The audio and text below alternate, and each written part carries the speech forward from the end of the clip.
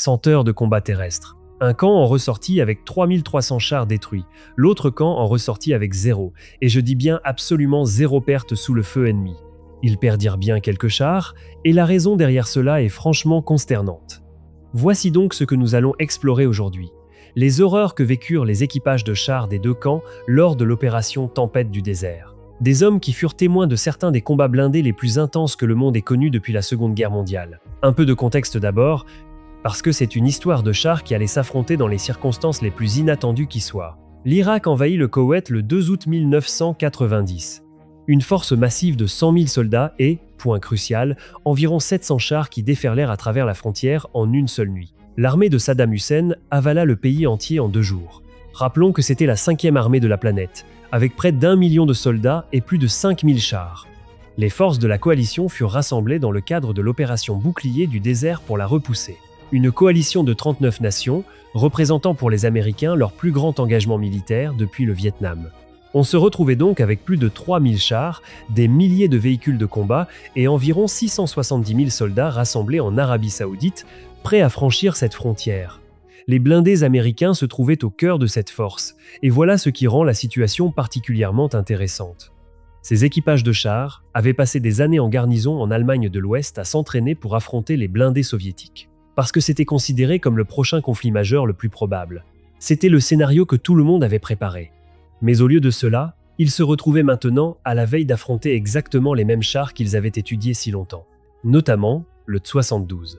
Avec son redoutable canon lisse de 125 mm qui, et c'est important, était genuinement le canon de char le plus puissant en existence à son apparition, au point d'avoir contraint l'OTAN à passer aux 120 mm. Et ces T-72 appartenaient désormais à l'Irak.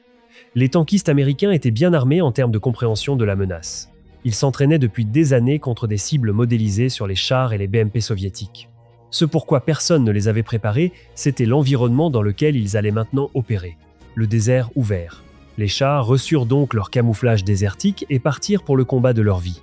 Et soyons honnêtes, personne dans aucun camp ne savait vraiment ce qui l'attendait.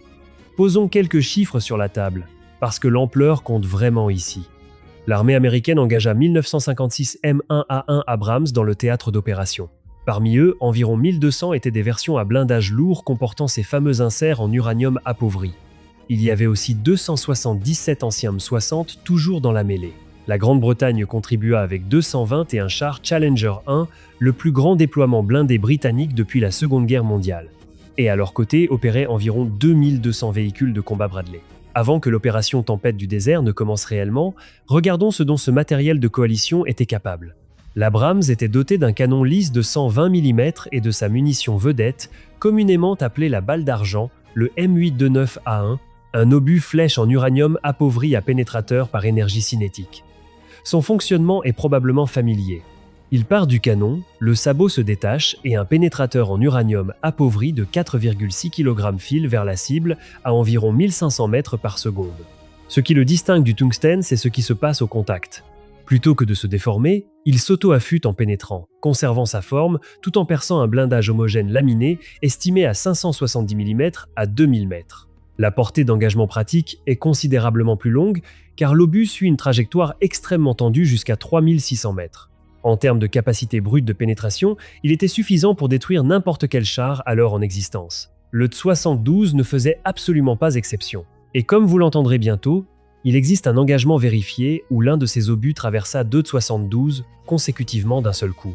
Mais le vrai avantage ne résidait pas uniquement dans l'obus lui-même. Ce qui permettait aux équipages américains de placer précisément cet obus sur la cible, c'était le système de conduite de tir derrière lui. La probabilité de touche au premier coup aux distances de combat standard atteignait 95%.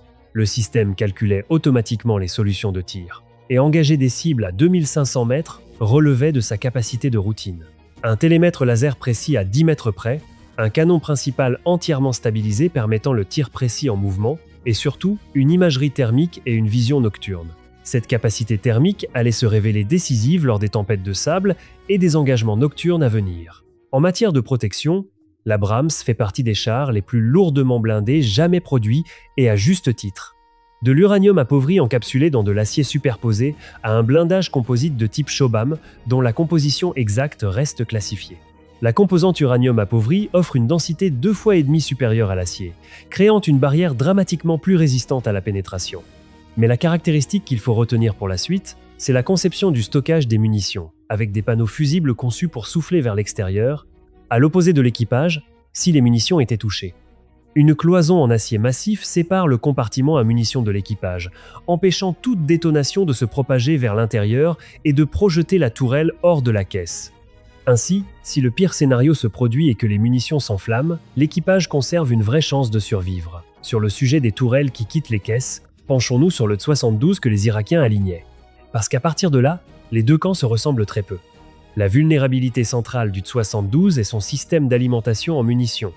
Les obus sont disposés dans un carrousel de chargement automatique à l'intérieur même du compartiment d'équipage, pratiquement entièrement exposé à tout ce qui est énergétique et perforant. Disons, un barreau cinétique en uranium appauvri qui traverse votre char de part en part. Le chef de char et le pointeur étaient essentiellement assis directement au-dessus de leurs propres munitions. Quiconque a regardé des images d'Ukraine comprend exactement ce que cela signifie en pratique. C'était identique à l'époque. Le vrai danger, ce sont les charges propulsives de cette munition en deux parties, qui sont essentiellement des sachets bourrés d'un mélange de poudre combustible. Plus de 400 kg de cette substance se trouvaient dans ce compartiment, et il ne faut presque rien pour l'enflammer et déclencher une série de détonations internes qui expédient une tourelle de 12 tonnes dans les airs. Vous allez aussi entendre ce qui arrive aux occupants d'un char quand cette séquence se déroule jusqu'à son terme, pas à l'équipement, mais aux personnes qui se trouvent à l'intérieur. En ce qui concerne les équipages irakiens eux-mêmes, il faut comprendre que la force blindée irakienne constituait en réalité deux armées distinctes, opérant sous le même drapeau. D'un côté se trouvaient les divisions de la garde républicaine, de vrais volontaires, pas des conscrits, la force choisie de Saddam. Ces hommes portaient 8 ans d'expérience de combat réel depuis la guerre Iran-Irak. Ils savaient ce que signifiait un champ de bataille. Le problème, c'est que les leçons que cette guerre leur avait enseignées étaient les mauvaises. Leur expérience provenait principalement de lignes défensives statiques, essentiellement de la guerre de tranchées. Et c'est précisément la posture qu'ils adoptèrent à nouveau dans le désert. S'enterrer, tenir le terrain et engager tout ce qui entre dans votre champ de tir. Cela paraît rationnel jusqu'à ce qu'on comprenne vraiment ce qui fonçait sur eux. Leur meilleur char disponible était le T-72M1, dont ils disposaient d'environ 1 millier. Il s'agissait d'une variante soviétique d'exportation. Et le mot-clé est exportation. Ce n'était pas ce que l'armée soviétique gardait pour son propre usage. C'était une version délibérément dégradée, sans insert en céramique dans le blindage, utilisant des types de munitions plus anciens et manquant d'une liste considérable de capacités du 72 original. Les soviétiques n'avaient aucune intention d'exposer leur technologie la plus avancée dans du matériel vendu à l'étranger. Ce point a de l'importance parce que l'armée américaine reconnut après la fin de la guerre que la conviction répandue selon laquelle les chars soviétiques étaient inférieurs venait en grande partie des évaluations occidentales de ces versions d'exportation. Intentionnellement dégradées. Dire que le T-72 était un char médiocre n'est donc pas entièrement exact. Le T-72 que l'armée soviétique conservait pour elle-même était une machine significativement différente et considérablement plus dangereuse. Quant à ceux avec quoi les Irakiens pouvaient riposter, leur obus anti-char principal, un pénétrateur cinétique en acier, avait été retiré du service de première ligne soviétique vers 1973. Il pouvait percer environ 250 mm de blindage à 2500 mètres. L'Abrams offrait environ 800 mm de protection effective sur le glacis frontal et environ 600 mm sur la tourelle. Ce n'est pas une équation favorable pour commencer. Et pour aggraver encore les choses, les tubes de canon de fabrication domestique irakienne avaient une durée de vie utile de seulement 120 coups avant que la précision ne se dégrade au-delà des limites acceptables. Beaucoup de ces chars avaient déjà connu des années de service de combat dans la guerre précédente, souvent employés comme artillerie à tir indirect, ce qui signifie que leurs tubes étaient loin des spécifications d'origine.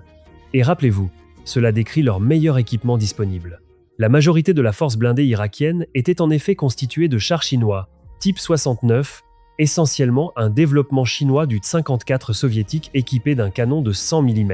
Aux côtés des anciens T-55 soviétiques, les deux genuinement obsolètes face à ce qu'ils allaient rencontrer. Et si tout cela ne suffisait pas, la majorité des équipages de chars irakiens n'étaient pas les soldats aguerris de la garde républicaine. C'étaient des conscrits mal préparés, affectés à du matériel vieilli et usé, sans aucun désir d'être là, chargés de tenir leur position face à la force blindée la plus moderne du monde. Le moral s'était effondré avant qu'une seule frappe aérienne ne soit lancée.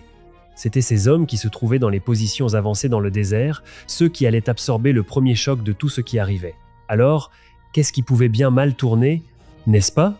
Leur capacité de vision nocturne se résumait à des projecteurs infrarouges et à des optiques à intensification de lumière qui opéraient à une fraction de la portée effective des Abrams et devenaient pratiquement inutiles dans les Abrams, conditions de poussière et de fumée. Et voilà ce qui rendait les choses encore pires. Allumer ces projecteurs transformait chaque char en une balise très visible pour quiconque était équipé d'imagerie thermique. C'est, à dire, tous les servants de l'Abrams et du Bradley dans les environs. L'équipement fonctionnait à peine et révélait simultanément la position du char à chaque ennemi à portée. L'Abrams, lui, fonctionnait avec un système passif qui n'émettait rien de détectable tout en voyant tout ce qui se trouvait devant lui. Un prédateur thermique opérant dans l'invisibilité totale. Les équipages irakiens avaient reçu l'instruction de régler leur portée de combat par défaut à environ 1800 mètres parce que leur calculateur balistique analogique était trop peu fiable sous pression de combat pour être utilisé efficacement. Tout au-delà de cette distance était essentiellement une estimation à l'aveugle. Et même quand il touchait, comme ce fut documenté lorsqu'un 72 plaça un coup direct sur un Abrams depuis 400 mètres, l'obus se contenta de dévier sur le blindage sans le pénétrer. C'est essentiellement le scénario du film Fury avec le tigre, sauf que cette fois c'était dans l'autre sens et c'était réel. Au moins un facteur favorisait théoriquement le camp irakien, à savoir l'avantage des positions défensives préparées. Mais ce qui leur fit défaut là, comme en tout le reste, c'était ce qui arriva avant les chars. 6 semaines de bombardements aériens continus précédèrent la guerre terrestre et fracassèrent véritablement l'armée irakienne avant même que les blindés ne se contactent. Les Addix Warthog, les hélicoptères Apache et les B-52 effectuèrent plus de 100 000 sorties et larguèrent près de 90 000 tonnes de munitions avant qu'un seul char de coalition ne franchisse la frontière. Cela seul représentait environ 900 chars détruits et plus de 2000 véhicules militaires, ainsi que des infrastructures et des positions défensives dans tout le théâtre d'opération. Pendant toute cette période, les positions avancées irakiennes subissaient un bombardement incessant, les lignes d'approvisionnement largement coupées.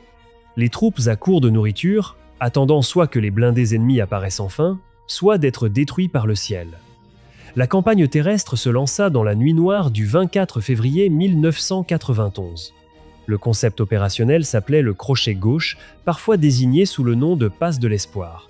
Un mouvement de débordement massif exécuté à une échelle sans précédent. Pendant que les Marines fonçaient directement au Koweït depuis le sud et qu'une feinte amphibie maintenait les regards irakiens tournés vers la côte, la force de frappe principale poussa vers le nord à travers le désert occidental, non défendu, en territoire irakien, avant de pivoter vers l'est pour frapper la garde républicaine sur son flanc. Un front de 480 km, et les Irakiens ne virent jamais rien venir. Leurs moyens de renseignement avaient été éliminés lors de la campagne aérienne. Leur aviation avait évacué en Iran ou était clouée au sol.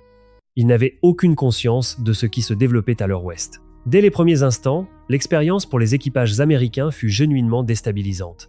Ils roulèrent droit dans une tempête de sable. La visibilité à l'œil nu tomba à pratiquement zéro. Le char voisin était invisible à l'œil nu. La navigation dépendait entièrement de l'imagerie thermique et des premiers systèmes GPS militaires que portaient les équipages.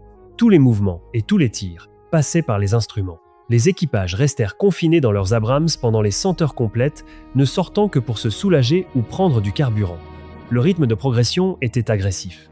L'avance à travers le désert ouvert s'effectuait à environ 15 km à l'heure, ce qui semble peu remarquable, mais dépassait toutes les estimations de planification et surtout distançait la chaîne logistique qui tentait de suivre. La turbine de l'Abrams consomme environ 3 litres au kilomètre, et les camions-citernes ne pouvaient tout simplement pas maintenir l'allure. Quand les chars atteignaient le quart de réservoir, ils s'arrêtaient et attendaient que la logistique comble l'écart avant que l'avance reprenne. En traversant les lignes défensives irakiennes que 6 semaines de frappes aériennes avaient déjà éventrées, les équipages américains furent confrontés à des redditions massives qui dépassèrent toutes les projections. Les Marines seuls traitèrent près de 10 000 prisonniers le premier jour. Les forces de coalition cessèrent de tenir un décompte précis après avoir atteint 26 000 en seulement 2 jours. C'étaient les unités en première ligne, épuisées, affamées et finies. Mais la désintégration de l'armée régulière ne constituait pas l'ensemble du tableau, car plus loin devant, la garde républicaine était toujours en position, enterrée et prête. L'après-midi du 26 février, 130 soldats opérant à bord de 9 Mouna Abrams, 12 M3 Bradley et 2 mortiers avancèrent en tant qu'escadron Aigle. Leur mission était de pousser vers l'est comme élément de couverture, de localiser la garde républicaine et de la fixer pour les formations plus lourdes qui suivaient. Ce qu'ils trouvèrent était une brigade commandée par un officier désigné dans les comptes rendus ultérieurs uniquement sous le nom de commandant Muhammad. Muhammad n'était pas un officier sans expérience. Il était diplômé du cours avancé des officiers d'infanterie de l'armée américaine à Fort Benning en Géorgie, formé par des instructeurs américains, et son dispositif défensif était tactiquement compétent. Il avait identifié une légère élévation du terrain pratiquement imperceptible et établi une défense de revers derrière elle. Environ 40 chars enterrés et 16 BMP se trouvaient à quelques 900 mètres à l'est de la crête, avec 2 zones de destruction aménagées pour détruire les blindés américains au moment où ils crêteraient la ligne et exposeraient leur blindage de toit relativement plus mince. Des centaines de fantassins occupaient des bunkers et des tranchées entre les véhicules. Et une réserve de 18 72 attendait le long d'une seconde ligne de crête à environ 3000 mètres plus à l'est. Muhammad avait correctement exécuté sa mission, à 2 détails près qu'il n'avait aucun moyen de connaître. Premièrement, ses véhicules de reconnaissance avaient été détruits les jours précédents et la tempête de sable avait aveuglé l'observation visuelle, ne lui laissant aucun avertissement de ce qui approchait. Deuxièmement, et ce fut fatal, il ignorait que les Américains naviguaient au GPS. Partant du principe qu'ils emprunteraient les routes, il avait orienté toute sa ligne défensive face au sud. Les Américains arrivèrent de l'ouest. À 16h07, l'escadron Aigle progressait quand un Bradley roula directement sur un poste d'observation irakien. 2 soldats sortirent et se rendirent, mais non sans avoir déclenché une alerte vers les positions en arrière. Des tirs de petites armes et de canons éclatèrent immédiatement. Puis le rapport arriva, char devant. 8,72 dans des positions de combat préparées, visibles à l'œil nu à courte distance. Mais tous orientés face au sud. L'escadron Aigle avait frappé la brigade directement sur son flanc droit non protégé. En moins d'1 minute, tout ce qui se trouvait à portée d'engagement était en flammes. La ligne défensive avancée irakienne était devenue un mur de feu et de fumée. En le traversant, l'escadron Aigle rencontra des véhicules supplémentaires et des centaines de fantassins se déplaçant entre les tranchées. Certains soldats irakiens levèrent les mains pour signaler leur reddition et les tourelles américaines se détournèrent. Mais des éléments de reconnaissance découvrirent que certains avaient utilisé ce geste pour se repositionner et récupérer des armes. Les Bradley les engagèrent avant qu'ils ne puissent amener ces armes en action. La réserve de 18-72 de Muhammad tenta de se déployer, mais fut détruite à courte distance avant de pouvoir s'organiser en une formation cohérente. L'engagement principal dura environ 23 minutes. Le bilan confirmé de l'escadron Aigle comprenait entre 30 et 50 chars détruits selon les sources, 25 véhicules blindés de transport de troupes, 40 camions et plusieurs centaines de fantassins. Les pertes de l'escadron Aigle, 0. Pas un seul soldat tué ou blessé. C'était l'après-midi. Quand la nuit tomba sur ce même champ de bataille le 26 février, la 1e division d'infanterie, la Big Red One, commença à pousser à travers les positions du 2e régiment de cavalerie blindée pour continuer à avancer vers un complexe logistique irakien. Ce mouvement s'effectua dans l'obscurité totale. Et ce qui se déroula pendant ces heures nocturnes fut presque certainement l'expérience la plus psychologiquement destructrice qu'aucun équipage des 2 camps endura sur l'ensemble de la guerre. Les conditions étaient genuinement horribles. Couverture nuageuse basse, pluie se filtrant à travers une fumée noire huileuse, montant des infrastructures pétrolières koweïtiennes en feu, avec des centaines de véhicules déjà détruits, ajoutant au chaos visuel. À l'œil nu, on ne distinguait rien de cohérent. Seulement des traçants se déplaçant dans toutes les directions et des véhicules qui explosaient et brûlaient. Identifier amis et ennemis visuellement était impossible. L'imagerie thermique était le seul sens fonctionnel disponible, et c'est de là que vint l'horreur spécifique au camp américain. Le champ de bataille était confus dès les premiers instants. Pendant que les éléments américains dépassaient les positions irakiennes, ils rencontrèrent quelque chose que personne n'avait pleinement anticipé. Des chars irakiens dont les équipages avaient abandonné les véhicules pour s'abriter ou dont les moteurs s'étaient refroidis étaient invisibles sur les écrans thermiques.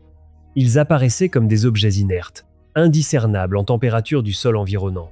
Les véhicules de coalition passèrent à côté de blindés ennemis à courte distance sans se rendre compte qu'ils étaient là. Puis ces équipages irakiens regagnèrent leurs véhicules, lancèrent leurs moteurs et matérialisèrent thermiquement à l'intérieur même des formations des unités américaines. Le résultat fut un combat omnidirectionnel sans ligne de front cohérente. Des chars engageant des cibles dans toutes les directions simultanément. Et les Irakiens dans cet engagement ne se rendirent pas. Ce n'était pas la ligne avancée brisée.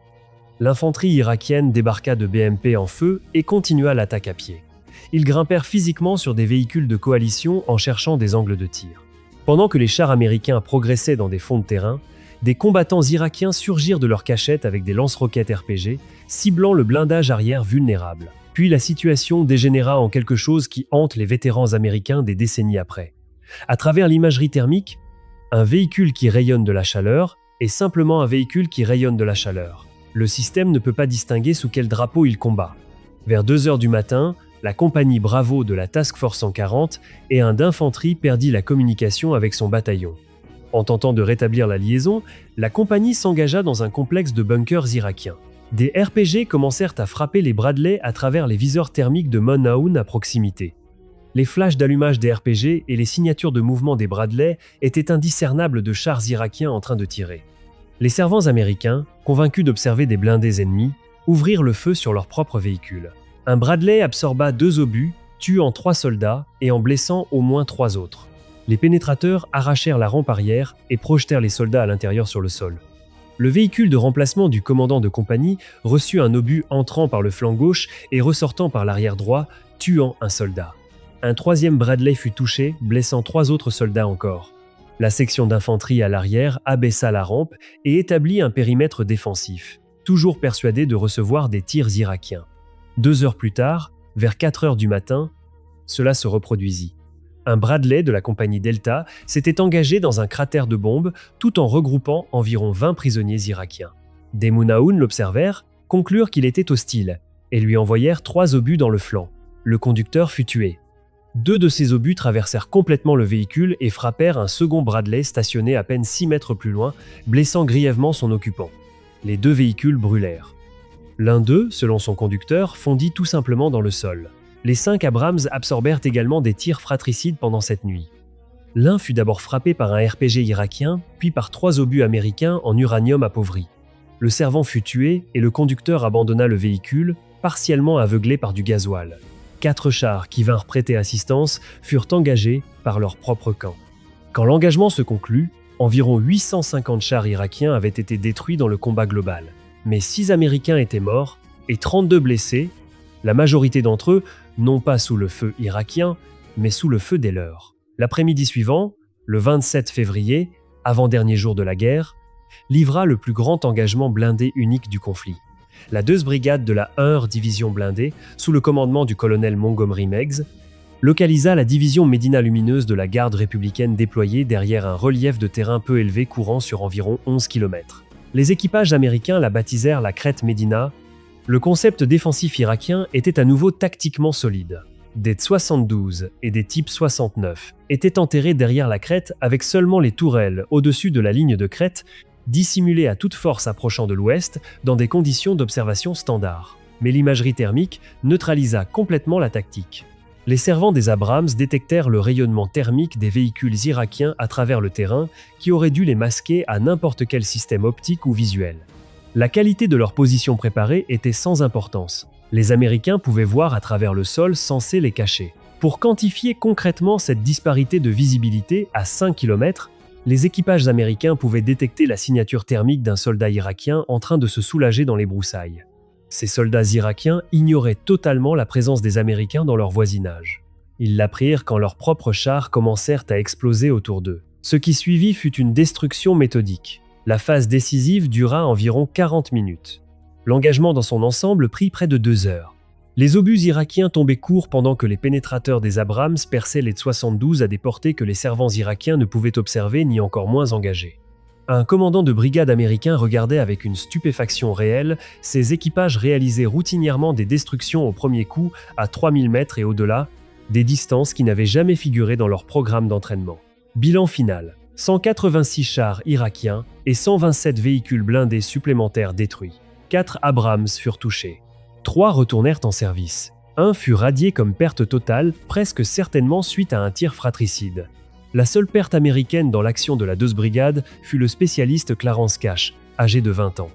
Son véhicule frappé par un obus d'un autre char américain. Sur 24 heures de combat quasi ininterrompus, l'élément de brigade dans son ensemble détruisit ou captura 547 véhicules sans en perdre un seul des siens. Mais il faut reconnaître quelque chose concernant le camp irakien dans cet engagement. La plupart des équipages de la division Médina moururent à l'intérieur de leurs véhicules. Ils tinrent leur position. Ils savaient que leurs munitions tombaient courtes. Ils comprenaient qu'il manquait probablement de la capacité de pénétration nécessaire pour traverser le blindage américain. Ils se battirent quand même. Un incident spécifique de la 24e division d'infanterie entra dans les annales informelles de la guerre parce qu'il résume le déséquilibre technologique en une seule rencontre. Un Abrams Moonhound à blindage lourd s'embourba lors de l'avance rapide et fut laissé sur place dans l'attente d'un véhicule de récupération. 3 T-72 irakiens apparurent derrière une butte voisine et attaquèrent. Le premier T-72 envoya un obus anti-char thermique sur le glacis de l'Abrams à moins de 1000 mètres. Aucune pénétration. L'Abrams riposta et son obus en uranium appauvri traversa la tourelle du T-72 et la projeta hors de la caisse. Le second T-72 tira une charge creuse sur le même glacis. Rien. L'Abrams le détruisit, l'obus atteignant le moteur et le projetant dans les airs. Le troisième T-72 tira un obus flèche à environ 400 mètres, essentiellement à bout portant en termes de combat blindé. L'obus dévia, ne laissant qu'une légère rainure sur le blindage frontal. L'équipage du troisième char conclut apparemment qu'un engagement direct supplémentaire n'était pas viable et recula derrière une dune de sable où il se trouva totalement dissimulé à toute observation visuelle, mais pas au détecteur thermique. L'équipage de l'Abrams capta la signature thermique du panache d'échappement montant derrière la dune. Il visa soigneusement et envoya un obus en uranium appauvri à travers le talus de terre et dans le T-72 le détruisant. Un char immobilisé contre 3 et les 3 furent détruits. Puis des unités américaines arrivèrent et reçurent l'ordre de détruire l'Abrams enlisé pour éviter sa capture. Des obus d'Abrams furent donc tirés sur leur propre char. Les 2 premiers ne parvinrent pas à pénétrer la caisse. Un troisième, tiré sous un angle plus favorable, traversa le blindage extérieur de la tourelle et fit exploser les munitions stockées. Les panneaux fusibles fonctionnèrent exactement comme prévu, canalisant le souffle vers le haut à l'opposé du compartiment d'équipage. Le système d'extinction d'incendie éteignit le feu. Des véhicules de récupération atteignirent finalement le char et le dégagèrent. L'examen ultérieur révéla qu'il était toujours mécaniquement viable. Une tourelle de remplacement fut montée et il retourna en service actif. Quand les combats prirent fin, le désert abritait un cimetière de blindés s'étendant à l'horizon dans toutes les directions. Environ 3300 chars irakiens détruits, près de 2000 véhicules blindés, plus de 2000 pièces d'artillerie. Des carcasses éventrées couvrant des kilomètres de terrain découverts dans toutes les directions, des caisses sans tourelles partout où se portait le regard. Les équipages américains avançant à travers ces décombres reçurent l'ordre de garder leurs trappes fermées parce que les munitions irakiennes continuaient de cuire dans les véhicules détruits des heures et dans certains cas des jours, après l'arrêt des combats. Et ce qu'il restait des équipages à l'intérieur de ces chars calcinés n'était plus reconnaissable comme étant humains. Les graisses corporelles s'étaient liquéfiées sur les planchers des compartiments et les restes avaient carbonisé, nécessitant une extraction par les étroites trappes d'équipage. Les vétérans présents décrivirent l'odeur sans exception. Acier brûlé, carburant brûlé, chair brûlée, le tout se combinant dans la chaleur du désert en quelque chose qui ne quitte jamais la mémoire. Le bilan exact des pertes irakiennes ne sera presque certainement jamais établi. Les estimations commencent à environ 20 000 et s'étendent au-delà de 100 000 dans les évaluations les plus hautes. Les pertes américaines s'élevèrent à 219 tués, dont 154 au combat. Et parmi ces 154, pas moins de 35 moururent de tirs fratricides. 72 Américains supplémentaires furent blessés par des armes de leur propre camp. La coalition perdit 31 chars. Pas un seul ne fut détruit par le feu irakien. 0. 20 des 28 Bradley perdus furent frappés par des obus de la coalition, pas par des armes irakiennes. Et ce seul chiffre vous dit tout ce qu'il faut savoir sur ce qui se passa réellement là, bas dans ce désert.